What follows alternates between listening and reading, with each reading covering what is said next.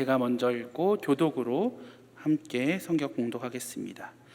유다 왕 여호야김이 다스린 지 3년이 되는 해에 바벨론 왕 느부갓네살이 예루살렘에 이르러 성을 에워쌌더니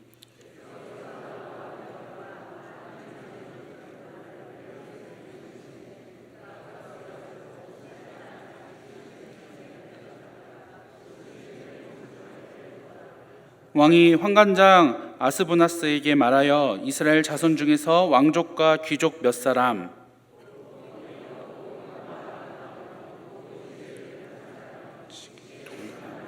항목에 익숙하여 왕궁에 설만한 소년들을 꾀하였고 그들에게 갈대아 사람의 학문과 언어를 또 왕이 지정하여 그들에게 왕의 음식과 그가 마시는 포도주에서 날마다 쓸 것을 주어 3년을 기르게 하였으니 그 후에 그들은 왕 앞에 서게 될 것이더라. 그들 가운데 유다 자손 곧 다니 하나냐와 미사엘과 아사랴가 있었다. 환관장이 그들의 이름을 고쳐 다니엘은 벨드사살이라 하고 하나냐는 사드락이라 하고 미사엘은 메삭이라 하고 아사랴는 아벳느고라 하였더라. 다니엘은 뜻을 정하여 왕의 음식과 그가 마시는 자기를 더럽히지 함께 읽겠습니다. 하나님이 다니엘로 하여금 환관장에게 은혜와 긍휼을 얻게 하신지라. 아멘. 한 가지 설교에 앞서서 오늘은 5월 31일인 관계로 오늘 주일밤 예배는 6월 초하루 예배를 겸하여 드린다는 점 우리 성도님들께 먼저 말씀드리겠습니다. 다니엘서 전체를 관통하는 핵심 주제는 하나님의 절대 주권입니다. 나라의 흥망성쇠와 왕을 세우기도 하시고 폐하기도 하시는 그 모든 것이 하나님의 주권에 달려 있습니다. 뿐만 아니라 오늘 본문에 나오는 포로로 끌려간 그 청소년들의 그 사소한 삶까지도 하나님께서는 간섭하시고 주권 아래 두신다는 것입니다. 하나님은 역사를 주관하시며 또한 미래의 모든 일조차도 하나님께서 다스리시는 주권자라는 사실을 우리에게 교훈하고 있습니다. 그러므로 다니엘서의 주인공은 다니엘이 아닙니다.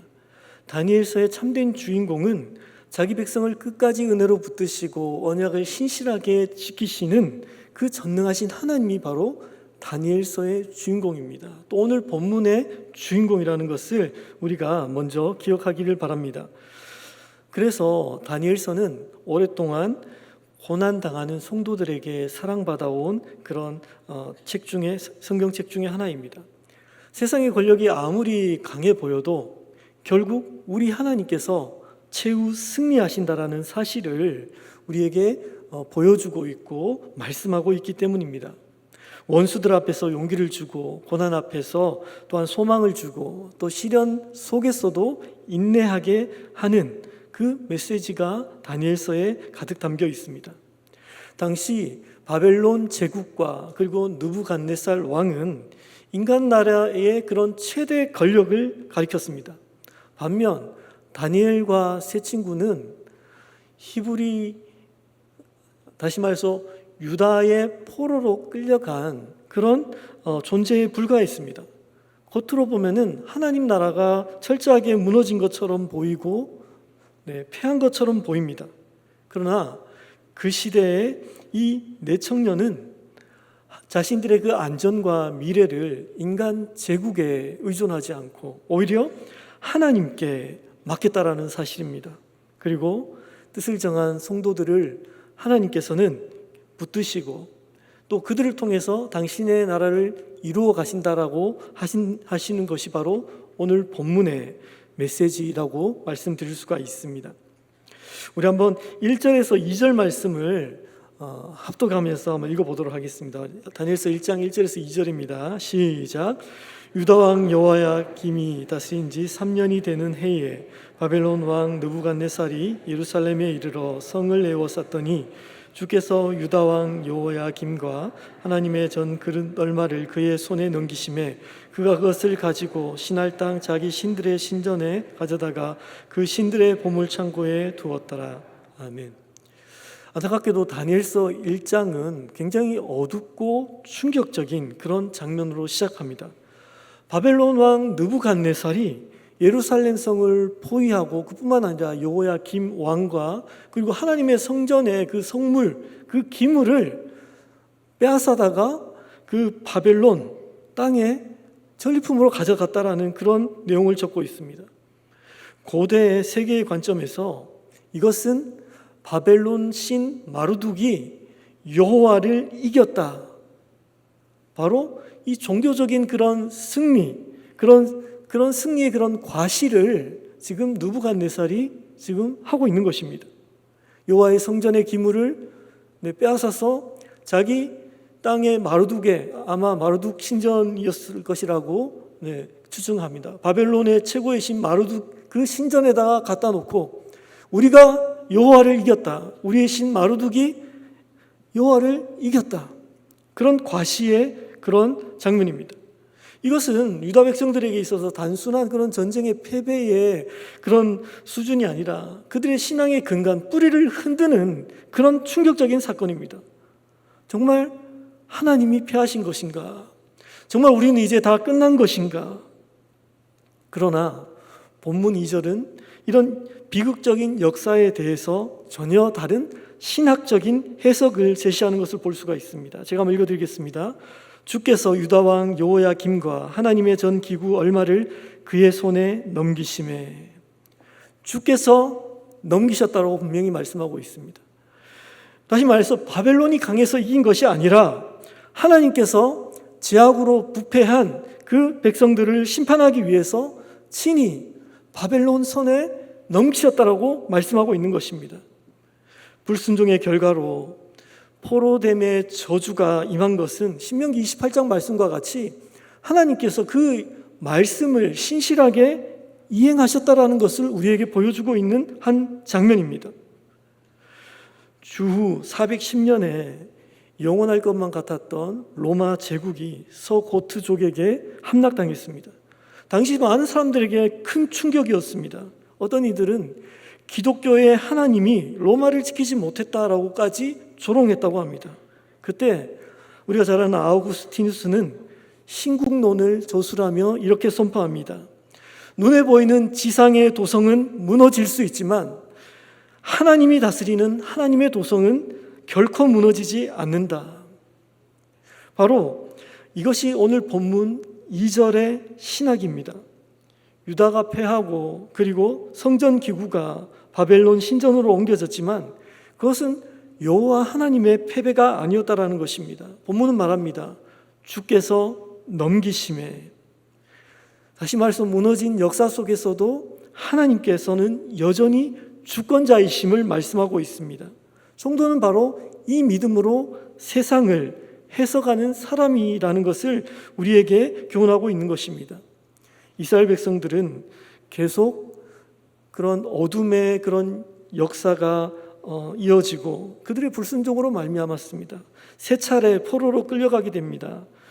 첫 번째는 BC 605년, 그 다음은 597년, 586년 이렇게 세 차례에 걸쳐서 포로로 끌려가는데 이 다니엘과 세 친구가 이 1차로 포로로 끌려가는 그 무리 중에 포함되어 있습니다.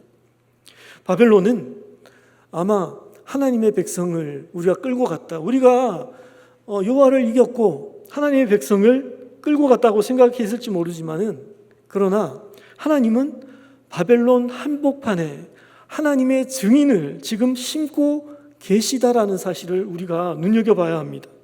하나님은 이들을 통해 그 누구도 알지 못하는 상상하지 못하는 그 큰 구원의 역사를 준비하고 계신다라는 사실을 우리에게 말씀하고 있는 것입니다. 우리 다니엘 1장 3절 말씀 제가 한번 읽어보겠습니다. 왕이 환관장 아스부나스에게 말하여 이스라엘 자손 중에서 왕족과 귀족 몇 사람, 느부갓네살은 끌고 온 포로 굉장히 지혜롭고 또 왕 앞에 설 만한 그런 자들만 뽑았습니다. 그리고 그들을 뽑아서 이 바벨론을 위해서 또 바벨론에 충성할 그런 충견이라고 얘기해야겠죠. 그들의 그런 충견을 삼기 위해서 그런 인재들을 뽑았습니다. 그러나 이 교육은 단순한 교육이 아닙니다. 철저하게 바벨론식 세계관과 바벨론식 그 정체성을 심으려고 하는 그런 프로젝트였다라는 것입니다.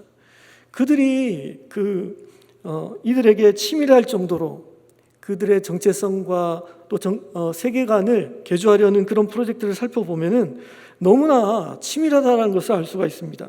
첫 번째 보면 3절에서 4절의 말씀에 보면 아무 흠이 없는 사람을 고르고 골랐다라고 말하고 있습니다. 지혜롭고 학문을 통달할 수 있는 그런 사람을 처음부터 뽑았다고 말하고 있습니다. 그런데 여기서 눈여겨보아야 할 단어가 바로 흠이 없고 용모가 아름다운 자들을 선발했다라는 것입니다. 여기서 흠이 없다라는 이 표현입니다. 구약 성경에 정통한 유대인들이라면은 이 흠이 없다라는 이 표현은 굉장히 특별한 의미입니다. 다시 말해서 흠이 없다라는 것은 바로 하나님께 드려져야 할 제물, 그리고 하나님께 예배하는 예배자들에게 요구되는 표현이 바로 이 흠이 없다라는 이 표현입니다. 그런데 여호와 하나님을 섬겨야 할 그 거룩한 백성을 지금 어떻게 탈바꿈시킵니까? 인간 제국, 바벨론 황제를 섬기는 그 도구로 만들려고 이들을 뽑았다라는 것입니다. 그들을 뽑아서 황제를 섬기는 그런 일에 쓰이도록 했다라는 것입니다. 두 번째는 어떤 일을 하냐면 바벨론의 학문과 언어를 가르쳤습니다. 왕은 그들에게 갈대아 사람의 학문과 언어를 3년 동안 가르치게 했습니다. 여기서 보면 창세기 10장과 11장에 보면은 인류 최초의 제국을 세운 니므롯이 당시에 하나의 언어를 무기 삼아서 그 사람들을 규합해서 만든 것이 하나님을 대적하는 바벨탑입니다. 그 바벨탑을 쌓았던 곳이 바로 신할 땅, 이 바벨론이라는 이 곳이라는 것이죠. 이 느부갓네살이 하고 있는 일이 무엇입니까? 철저하게 바벨론 학문과 언어를 배우게 해서 이스라엘의 그 세계관을 파괴시키고 바벨론의 그 종교관과 세계관을 심어가지고 그들을 통해가지고 그들을 규합해서 그 제국을 위해서 사용하는, 또한 하나님을 대적하는 일을 위해서 사용하도록 그렇게 지금 이 모든 것들을 꾸미고 있었다라는 것입니다. 그들에게 학문과 언어를 가르치는 그 뒤에는 그들에게 바벨론의 세계관 속에서 그들이 사고하고 바벨론의 언어로 말하고 바벨론의 가치관으로 판단하게 만드는 그런 그들의 사람을 만들려고 하는 그런 속셈이 그 뒤에 숨어 있었다라는 것입니다. 또 세 번째로는 왕의 식탁으로 그들의 생존의 문제를 의존하도록 만들게 했다라는 것입니다. 다니엘서 1장 5절입니다. 또 왕이 지정하여 그들에게 왕의 음식과 그가 마시는 포도주에서 날마다 쓸 것을 주어 3년을 기르게 하였으니 그 후에 그들은 왕 앞에 서게 될 것이더라. 왕의 음식과 진미를, 포도주를 매일 하사하는 것은 너의 생존은 이제 왕에게 달려있다라는 것을 그들에게 계속해서 심어주는, 왕에게 그들의 생존을 의탁하게 만드는 그런 일이었습니다. 그런 장치였습니다. 오로지 왕과 정치적, 생명적 그런 결속을 맺게 하여서 왕에게 철저하게 의존하게 만들려고 하는 그런 속셈이었다라는 것입니다. 또 마지막으로 그들에게 자행한 일이 무엇입니까? 그들의 이름을 바벨론식으로 개명시켰다라는 것입니다. 우리가 잘 아는 다니엘은 하나님은 나의 심판관, 하나님은 나의 재판장이라는 뜻입니다. 근데 다니엘의 이름을 벨드사살이라고 개명해서 벨이여 그의 생명을 보호하소서, 바벨론 우상의 이름을 그 이름 가운데 심어 넣는 것을 볼 수가 있습니다. 하나네아는 여호와는 은혜로우시다라는 뜻인데 사드락이라고 바꿔가지고 아쿠신의 명령이다라고 그렇게 이름을 바꿉니다. 미사엘은 하나님 같은 분이 누구인가, 하나님 같으신 이가 누구냐인데 이 미사엘을 메삭이라고 바꿔서 아쿠와 같은 신이 누구인가라고 그렇게 또 개명을 합니다. 아사랴는 여호와께서 도우셨다라는 뜻인데 아벤누고라고 바꿔서 나부신의 종이다라고 그의 이름을 또한 바꾸는 것을 볼 수가 있습니다. 이름 속에 담긴 여호와 신앙을 철저하게 지워버리고 바벨론 신의 그 이름을 강제로 새겨 넣어서 그들의 신앙으로 개종하려고 하는 그들의 시도가 너무나 명백하게 보이지 않습니까? 이렇게 다니엘과 세 친구가 마주한 그 싸움은 단순히 문화 적응의 문제가 아니었다는 것입니다. 그것은 바로 정체성의 문제였습니다. 그들은 포로로 끌려왔기 때문에 바벨론에서 살 수밖에 없습니다. 그러나 바벨론이 그들 안에 들어오도록 그렇게 방치할 수는 없는 그런 절체절명의 위기 가운데 그들이 놓여 있는 그런 상황 속에 있었다라는 것입니다. 우리 한번 다니엘서 1장 8절 말씀을 같이 한번 한 목소리로 말씀에 주의해서 같이 한번 읽어보겠습니다. 시작. 다니엘은 뜻을 정하여 왕의 음식과 그가 마시는 포도주로 자기를 더럽히지 아니하리라 하고 자기를 더럽히지 아니하도록 환관장에게 구하니. 생사 여탈권을 진 제국이 그들의 생존권을 담보로 그런 신앙의 그런 정체성을 흔들 때에 다니엘이 결심을 합니다. 다니엘이 뜻을 정했다라고 말씀하고 있습니다. 여기서 우리가 눈여겨봐야 할 중요한 그런 대조가 나타납니다. 7절에 보면 환관장이 그들의 이름을 고쳐라고 이렇게 표현하고 있는데, 이 고치다라는 이 단어가 히브리어로 비야셈이라는 그 단어를 씁니다. 비야셈은 두다, 정하다라는 뜻입니다. 그런데 8절에 오면 다니엘은 뜻을 정하여라고 할 때 정하여가 그 동일한 히브리어 비야셈, 두다, 정하다라는 것입니다. 다시 말해서 이것은 굉장히 뭔가 이 언어를 통해서, 이 단어를 통해서 환관장과 다니엘, 바벨론과 다니엘에 대해서 지금 대조를 지금 보여주고 있는 그런 단어입니다. 다시 말해서 바벨론은 그들에게 새 이름을 두었습니다. 그런데 8절에 오니까 다니엘은 자기 마음에 뜻을 두었다라고 말하고 있습니다. 바벨론은 다니엘의 이름과 정체성을 바벨론에 두려고 했지만 다니엘은 자기 마음을 하나님께 두려고 결심했다라고 그렇게 표현하고 있는 말씀인 것입니다. 환관장과 다니엘, 그리고 바벨론과 다니엘의 그 모습을 대조시키면서 그들의 정체성을 바벨론에 두려고 하는 시도, 그리고 오히려 다니엘은 하나님께 그 마음을, 뜻을 두려고 하는 그것을 대조시키면서 우리에게 보여주고 있는 그런 말씀인 것입니다. 다니엘은 여기서 눈여겨보면은 교육을 받는 일과 자신들의 이름을 강제로 개명시키는 일에 대해서는 저항하지 않았습니다. 그런데 여기 보면 왕의 음식과 포도주를 먹는 일에서만큼은 생명을 걸고 거부했다라는 것입니다. 이것을 우리가 지금 눈여겨봐야 됩니다. 왜 그랬을까요? 왕의 진미와 왕의 음식과 포도주 그냥 눈 한번 지금 가고 먹으면 되지 않는가라고 그렇게 생각할 수 있는데, 이것은 목숨을 걸고 저항했다라는 거예요.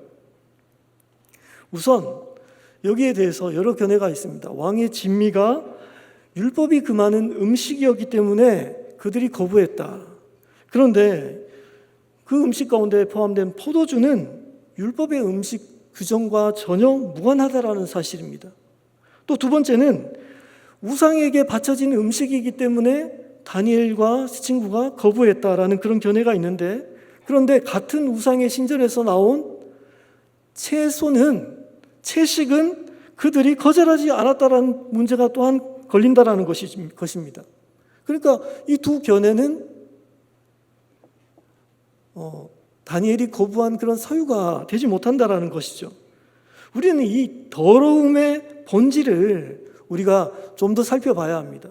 그들이 뜻을 정해서 거부한, 자신을 더럽히지 않기로 그렇게 결심했던 이 더러움의 본질에 대해서 우리가 살펴봐야 합니다. 그것은 동시대 선지자였던 예레미야와 그 에스겔 선지자의 그 메시지 속에서 우리는 살펴볼 수가 있습니다. 유다가 멸망하기 전후에 하나님은 선지자를 통해서 너희가 너무 더러워졌다라고 거듭 책망하시는 말씀을 그들에게 거듭 말씀하셨습니다. 예레미야서 2장에 보면 유다가 생수의 근원 되시는 여호와 하나님을 버리고 웅덩이를 판 그 죄악에 대해서 고발합니다. 다시 말해서 하나님 대신 애굽과 바벨론을 더 의지했던 그 모습을 가리켜서 하나님은 너희가 심각하게 더러워졌다라고 그들에게 책망하셨습니다. 에스겔서 16장과 26장에도 보면 유다가 영적인 남편인 하나님을 버리고 바벨론을 더 음행하듯이 의지하고 의존하는 그 모습을 보고 하나님께서는 너희가 더럽혀졌다라고 그렇게 말씀하십니다. 따라서 하나님의 백성이 하나님을 신뢰하지 않고 눈에 보이는 당시의 제국 애굽과 바벨론을 의지하는, 또 그들의 힘의 생존을 의탁하는 것, 이것이 하나님 보시기에 너무나 역겨운 더러움, 영적 간음이었다라는 것을 말씀하고 있는 것입니다. 또한 다니엘서 4장에 보면 느부갓네살 왕을 가리켜서 만민에게 음식을 제공하는 큰 나무라고 그렇게 표현하고 있습니다. 또 다니엘서 11장에 보면 왕의 음식을 먹는 자들은 왕과 정치적으로 결속을 맺고 자기 생존을 의존하는 자들이라고 그렇게 표현하고 있습니다. 그래서 오늘 본문 말씀에도 보면은 이 음식과 관련해서 왕으로부터라는 그 문장이 무려 5번이나 반복되는 것을 볼 수가 있습니다. 왕으로부터. 이거 뭘 말하는 것입니까? 왕의 식탁에 참여하는 것은 바로 하나님의 백성됨을 버리고 스스로 제국의 종이 되어서 생존을 구걸하는 그런 행위라는 것을 말씀하고 있는 것입니다. 유하라는 이름의 시인이 쓴 오징어라는 시가 있습니다. 그 시에 보면은 찬란한 빛을 의심하라는 그 표현이 나옵니다. 시가 굉장히 짧으니까 제가 한번 읽어드리겠습니다. 눈앞에 저 빛, 찬란한 저 빛, 그러나 저건 죽음이다. 의심하라 모든 광명을. 밤마다 동해에 어선이 나가서 집어등을 켜면은 그 오징어들이 그 빛을 향해서 몰려든다고 합니다. 그런데 그 빛은 생명의 빛이 아닙니다. 오히려 죽음으로 끌어들이는 미끼라는 것이죠. 이 왕의 진미 역시 호위처럼 보이지만은 실상은 집어등과 같은 제국의 미끼였다라는 것입니다. 다니엘은 그 조상들의 그런 영적인 음행과 더러움의 역사를 잘 알았기 때문에 뜻을 정한 것입니다. 나는 바벨론 권력에 내 생명과 내 영혼과 내 미래를 맡기는 죄를 결코 범하지 않겠습니다 라고 하는 것이 다니엘이 정한 뜻을 정했다라는 그 의미라는 것입니다. 다니엘과 이 세 친구의 모습을 보면 시편 1편이 자연스럽게 떠오르는 것을 볼 수가 있습니다. 시편 1편에 복 있는 사람은 어떤 사람입니까? 악인의 꾀를 따르지 아니하고 여호와의 율법을 즐거워하는 그 말씀을 기뻐하는 자들이라고 말하고 있습니다. 다니엘은 그 포로지에서 그 의인의 길을 걸었던, 또 살아낸 증인의 삶을 우리에게 보여주고 있는 것입니다. 사랑하는 성도 여러분, 우리는 세상 한복판에 살아가지만 세상에 자기 영혼을 맡겨서는 안 됩니다. 이 땅의 직장과 사회와 또 여러 분야에서 속해 살아가고 있지만 자신의 안전과 미래와 이런 것들을 의존해서는 절대 안 된다는 것입니다.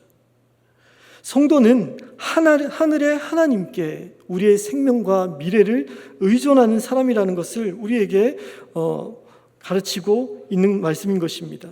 이렇게 하나님은 오직 하나님의 절대 주권을 믿고 인간 제국의 권력에 의지하지 않는 이런 순결한 성도들을 통해서 당신의 나라를 세워가시고 또 그 나라를 이끌어 가신다라고 우리에게 교훈하고 있습니다.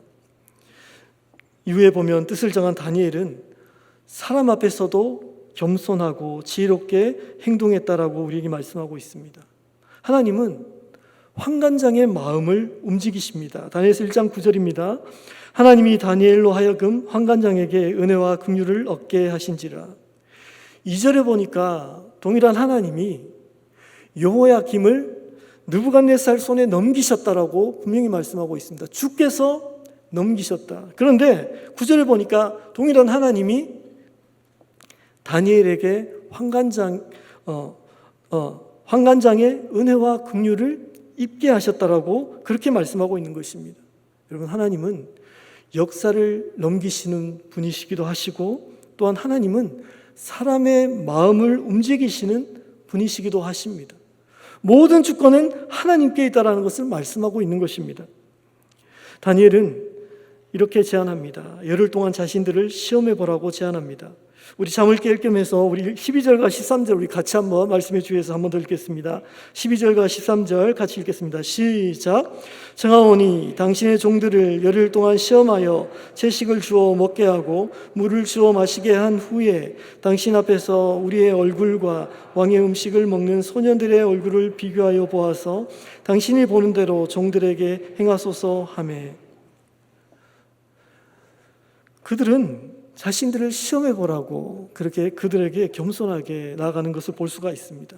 그리고 하나님께서는 그 환관장들의 마음을 움직이셨고 또 그들의 결단을 놀랍게 존중해 주시고 그 결단에 대해서 하나님께서 은혜 베풀어 주신 것을 볼 수가 있습니다. 이후에 본문 말씀 우리가 읽지 않았지만은 하나님께서 그들에게 어떻게 은혜 베풀어 주셨는지 말씀합니다. 첫 번째는 하나님 그들의 육체를 지켜주셨다고 말하고 있습니다. 왕의 진미를 먹은 자들보다 채식을 한 그들의 얼굴과 육체가 더 윤택하고 건강하도록 지켜주셨다고 말씀하고 있습니다. 또 17절과 20절에 보면 하나님은 그들에게 지혜와 명철도 주셨습니다. 세상의 모든 학문을 압도하는 지혜와 명철을 주셨고 또 다니엘에게는 계시, 다시 말해서 환상과 꿈을 깨닫는 영적인 은사도 더하셨다고 말씀하고 있습니다. 제국의 점쟁이들보다 10배나 탁월한 그런 지혜와 명철, 이것은 세속 교육의 힘이 아니라 하나님께서 그들과 함께 하시고 그들에게 은혜 베푸셨다라는 증거라고밖에 설명할 수 없는 것입니다. 그리고 세 번째로는 18절에서 21절에 보니까 그들을 바벨론 제국의 가장 중심에 세우셨다라는 것입니다. 그들이 그 3년이라는 기간을 통과해서 왕 앞에 서게 되었고 바벨론의 가장 핵심 관료로 등용되게 되었다라는 것입니다. 이 모든 것이 하나님께서 주권적으로 그들을 통해서 일하고 계시는 것을 보여주고 있습니다. 바벨론의 포로로 끌려갔습니다. 아니, 그들은 우리가 포로로 그들을 끌고 왔다고 생각했는데 하나님은 반대로 그들을 하나님의 증인으로 삼으시고 심으시고 하나님 나라의 그 일을 행하고 계셨다라는 사실입니다. 다니엘서 1장은 정말 장엄하게 끝을 냈습니다. 우리 21절 한번 읽어볼까요? 마지막입니다. 다니엘서 1장 21절은 안 읽을 수가 없기 때문에 읽어야 됩니다. 시작. 다니엘은 고레스 왕 원년까지 있으니라. 다니엘은 고레스 왕 원년까지 있으니라. 너무 중요한 말씀입니다. 주전 539년, BC 539년에 마침내 그 영원할 것 같았던 바벨론도 페르시아에 의해서 멸망당합니다.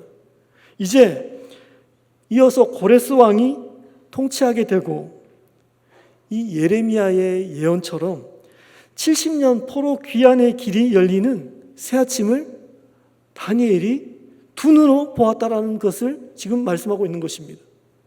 제국이 바뀌는, 또한 하나님의 그 언약의 말씀이 성취되는 그것을 다니엘이 보게 되었다라는 것입니다.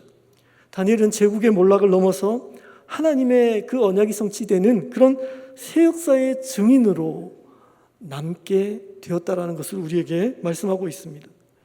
미국의 존 메가더 목사님은 이 다니엘의 영향력에 대해서 이렇게 묘사합니다.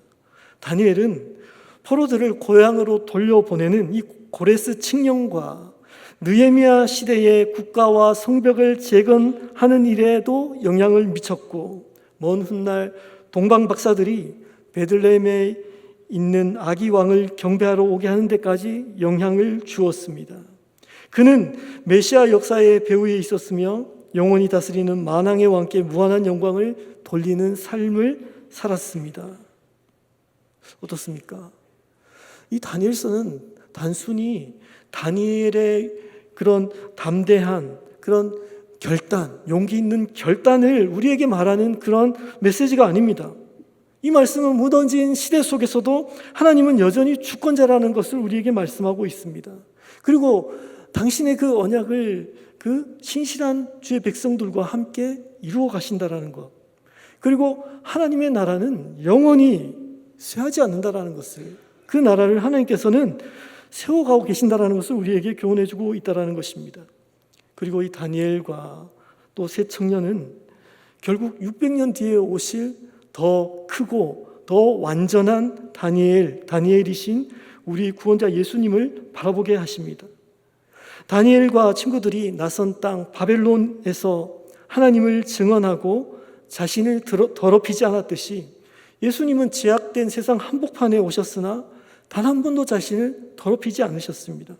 사탄이 돌로 떡을 만들어 먹어라 라고 유혹할 때에 그 사탄의 진미를 거절하시고 자신을 더럽히지 않으셨습니다.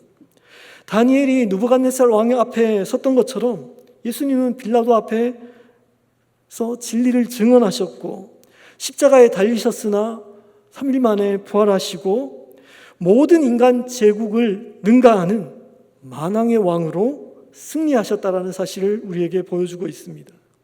여러분, 우리가 어떤 존재인지 아십니까? 우리는 그 승리자 예수 그리스도와 연합된 새 언약의 백성인 줄 믿으시기 바랍니다. 우리가 살고 있는 세상은 역시 거대한 바벨론과 같은 그런 세상입니다. 세상은 끊임없이 제국의 진미를 받아 먹어야지만 너희가 성공할 수 있다, 내 미래가 보장받을 수 있다면서 지금도 거대한 그 집어등을, 물고기를 잡는 그 환한 집어등을 켭니다. 그러나 그 빛은 생명의 빛이 아니라는 것을 기억해야 합니다. 그것은 죽음으로 끌어들이는 미끼라는 사실을 우리가 분별할 수 있어야 합니다. 그러므로 성도 여러분, 이제 우리는 그리스도 안에서 다니엘처럼 뜻을 정해야 합니다. 그러나 우리의 의지와 결단을 의지해서는 안 됩니다. 먼저는 다니엘을 붙드셨던 하나님, 환관장의 마음을 움직이신 하나님, 그리고 제국의 역사를 움직이시고 또 미래조차도 다스리시는 그 하나님을 의지하셔야 합니다. 그 하나님이 우리를 지금도 붙드시는 줄 믿으시기 바랍니다. 세상의 화려한 식탁이 아니라 하나님이 공급하시는 그 공급하심을 신뢰하는 우리의 신앙이 될 수 있도록 기도하시기 바랍니다. 또한 바벨론 한복판에 살지만 바벨론이 결코 우리 안에 들어오지 못하도록 해달라고 기도하시기 바랍니다. 그리고 만유의 주 되시는 예수 그리스도만을 온 마음과 뜻을 다해서 사랑하고 또 이 어두운 시대 속에서 거룩한 남은 자로 서시기를 주의 이름으로 축원드리겠습니다. 기도하겠습니다. 하나님 아버지, 감사합니다. 다니엘이 뜻을 정하여 하나님 거대한 제국과 또 그 제국의 왕에게 자신의 미래와 영혼과 생명을 의탁하는 그런 더러운 일을 범치 않으려고 하는 그 결단과 믿음을 오늘 성경을 통해서 우리에게 말씀하여 주셨습니다. 오늘날 우리가 살아가고 있는 세상도 하나님 이 거대한 바벨론과 같은 그런 세상입니다. 제국의 진미를 받아 먹어야지만 또 권력 앞에 또 세상에 의존해야지만 너희가 미래를 보장받고 또 살 수 있다라고 그 거대한 집어등을 켜고 우리를 죽음으로 이끄는 미끼를 우리에게 여전히 던지고 있는 그런 시대 속에 살고 있습니다. 하나님, 우리가 이때 우리가 어떻게 해야 합니까? 하나님, 다니엘과 같은 믿음으로 하나님 뜻을 정하게 하여 주시옵소서. 다니엘을 붙드신 하나님, 환관장의 마음을 움직이신 하나님, 제국을 움직이시고 미래조차도 다스리시는 그 하나님을 의지하게 하여 주시옵소서. 세상의 화려한 식탁이 아니라 하나님의 공급하심을 의존하는, 의탁하는 성도의 삶을 살아가게 하여 주시옵소서. 바벨론 한복판에서도 바벨론이 결코 내 안에 침노하지 못하도록 우리가 순결하게 믿음을 지키는 거룩한 남은 자로 서는 주의 백성들 될 수 있도록 인도하여 주시옵소서. 감사드리며 이 모든 말씀을 거룩하신 예수님 이름으로 기도드립니다. 아멘.